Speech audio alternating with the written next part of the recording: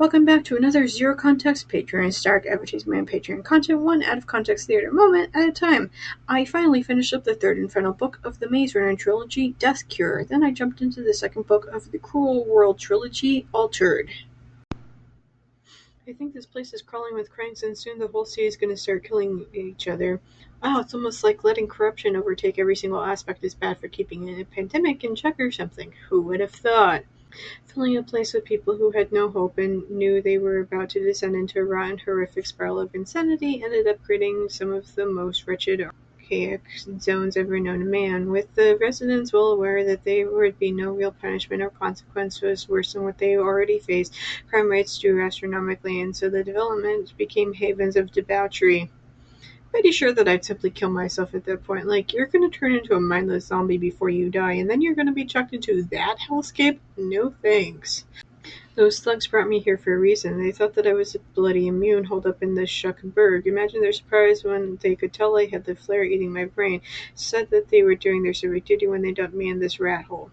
So, was Newt actually tested? Does he actually have it, or is this another psychological mind game by Wicked? Eventually, Thomas and Minho got themselves up and went to go sit on the couch in the common area while Brenda helped Jorge in the cockpit.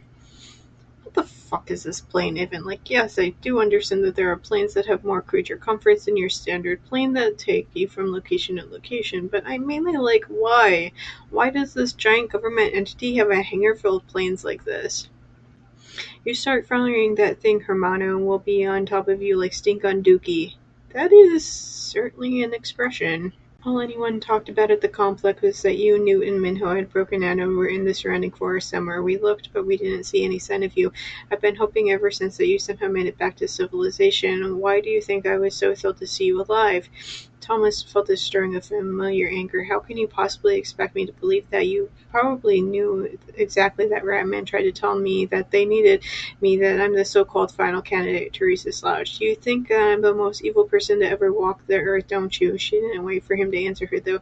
If you had just gotten your memories back like you were supposed to, you'd see that I'm the same Teresa I've always been. I did what I did in the Scorch to save you, that I've been trying to make up for it ever since. The narration would have us to believe that Tom was so intelligent that they wanted him to help create the endgame section of the maze, yet in the same breath he refuses to accept the simple truths presented to him. At this point, Tom, you are your own worst enemy here. You were so willing to forgive and forget everything Gally had done when he'd offered you the promise of joining the rebellion. But with Teresa, who has also done evil things under Wicked's orders, nah man, F her. They drive for a long time, passing by huge amounts of cranes all over the city. They marvel over how things got so bad so fast. The only real thing to say here is things weren't exactly great to begin with. The city didn't exactly have good control over it to begin with, and it only got worse from there. No, I don't want to hear it from them. State your names, why you forced our man to come out here and destroy one of the few vehicles we have left, and it better be a good reason. Are you seriously kidding me right now? You're holding people prisoner and you're demanding answers from those same prisoners? Go do something that I can't mention on social media. But if we wait any longer, we'll run out of people to save.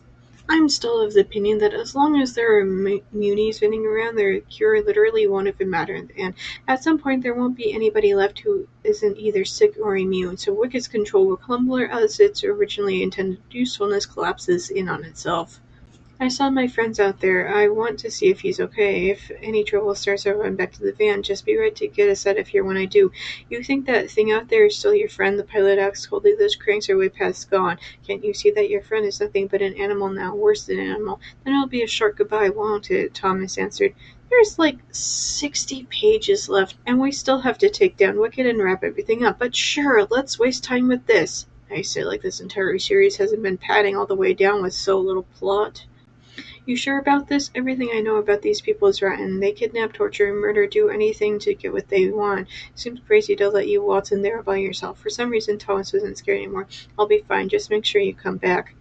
I've said it before and I'll keep saying it. If Wicked actually wants to do something about the zombie virus, they actually need Tom a lot more than he needs them.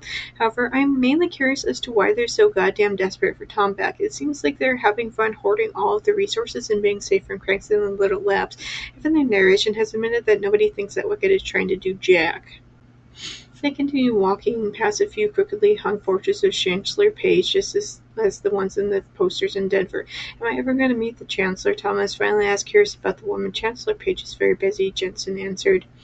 Here's my problem with this Chancellor Page business. There are 16 chapters left in 54 pages of the last book. I hope that you can understand where it is that I'm going with this when I say that there's no time to be actually introducing new characters. Their politeness annoyed Tom. He remembered stories of killers being put to death in the old days. They always got a last meal too, as fancy as they wanted it. I want a steak, he said, stopping to look at her, and shrimp and lobster and pancakes and a candy bar. I'm sorry, you'll have to settle for a couple of sandwiches, Thomas sighed. Figures. Jesus, you're literally murdering the poor boy. The least you can do is offer him a goddamn chocolate. Jensen pulled out a long, slender knife, held it up, and inspected it with narrow eyes. Let me tell you something, kid. I've never thought of myself as a violent man, but you and your friends sure have driven me to the brink.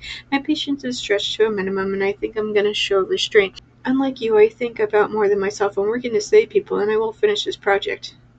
Is this a goddamn joke? Wicca's bottom line is getting their next government handout, and if they have to murder a bunch of children in order to get it, then so be it. If they're holding people in there, why no guards? Thomas thought about it. Who needs soldiers to keep them, and when you have the maze doing the job for you? It took us long enough to figure a way out. Forget about keeping the prisoners in. I'm more concerned why they don't think to protect the experiment from the intruders. Can you believe they put me back in this place? They won't even let me cook. Just send us a bunch of packaged food in a box 3 times a day. Kitchen doesn't even work. No electricity, nothing. What exactly is the point then? For sure this is quickly turning into one of those if they'd simply waited this out, then Wicca would have collapsed regardless of anything that they did moments. Granted, I've read one of those dystopias before. It was terrible, and the ending made me so frustrated, so I'm not sure that this would have somehow been better.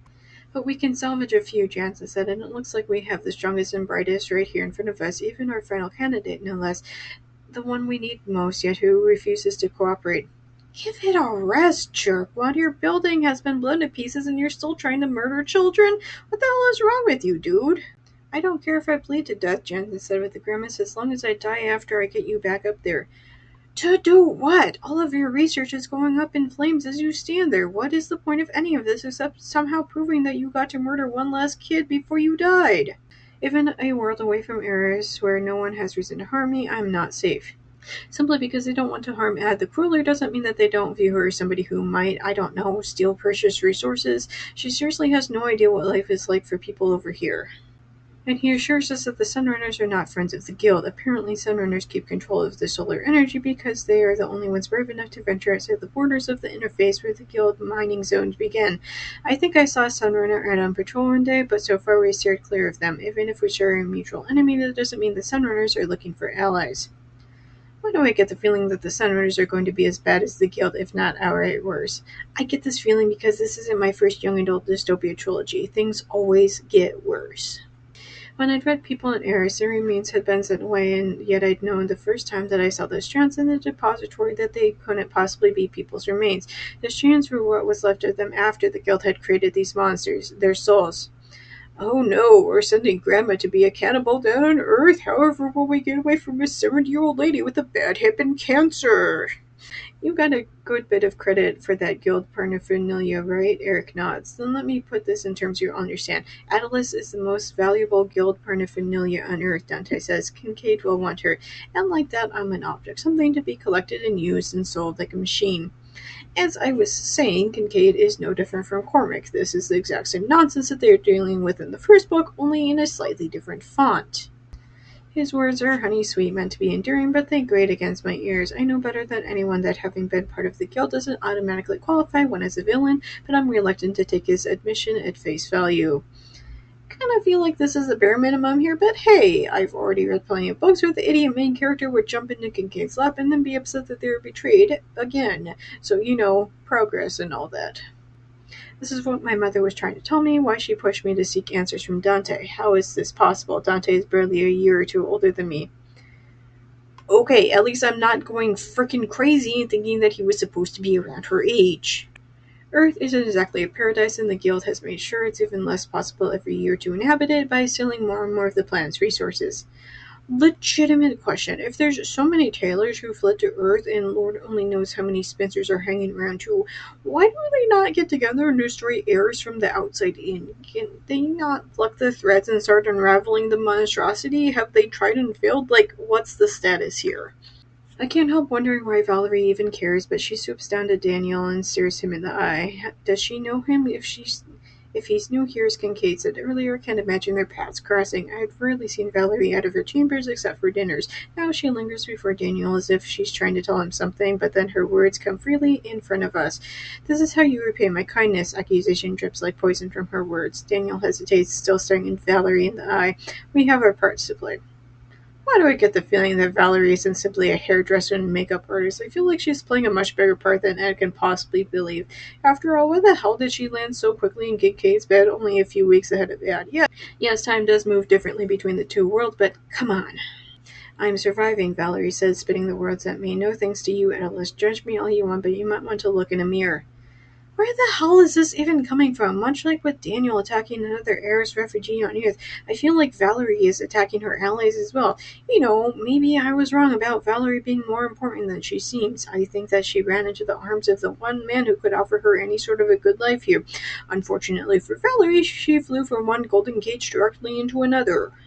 Like the ship you unwound from the sky, you claim to want answers, to want to help us fight the guild, but what I see is a stupid girl bent on blowing things up, his words sting.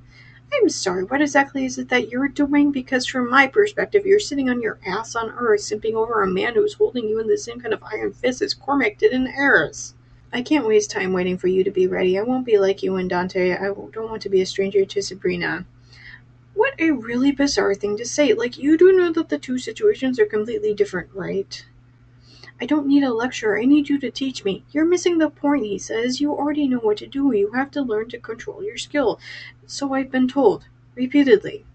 The problem is that she's so used to the Reeve and Eris that finding another Reeve is difficult. She doesn't need to learn how to control things. She needs to practice in this new and different world. Join my Patreon as a free member to access all of the same amazing content you love on Tumblr. However, for only $1 a month, you can join my Patreon and unlock all of this month's book snark as well as early access to my free daily snark. I'll see you next month, guys!